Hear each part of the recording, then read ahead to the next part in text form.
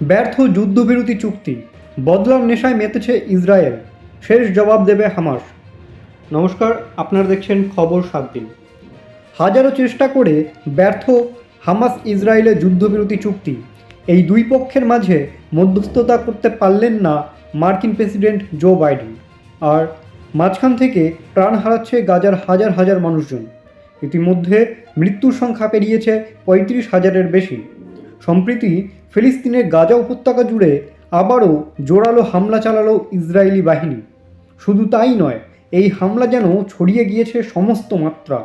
একযোগে স্থল, সমুদ্র এবং আকাশপথে চালানো হামলায় নিহত হয়েছে প্রায় 200 মানুষ। এমনটাই দাবি করছে হামাস নিয়ন্ত্রিত গাজার গণমাধ্যম দপ্তর। ওদিকে তলে তলে শক্তি বাড়াচ্ছে হামাস। নেতানিয়াহুকে ছেড়ে কথা বলবেন না, শক্তি বাড়াচ্ছে ফিলিস্তিনের এই সশস্ত্র গোষ্ঠী।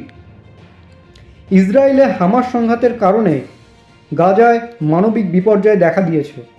ইসরায়েলের প্রধানমন্ত্রী নেতানিয়াহু আন্তর্জাতিক সমালোচনার সম্মুখীন হচ্ছেন এবং আন্তর্জাতিক বিচার আদালতের বিচারের মুখোমুখি। গাজার পরিস্থিতি ভয়াবহ, আহতরা সঠিক চিকিৎসা পাচ্ছেন না, যোগাযোগ ব্যবস্থা ভেঙে পড়েছে। ইসরায়েলি বাহিনী গাজার বিভিন্ন স্থানে হামলা চালাচ্ছে, লক্ষ লক্ষ মানুষ উদ্বাস্তু হয়ে পড়েছে।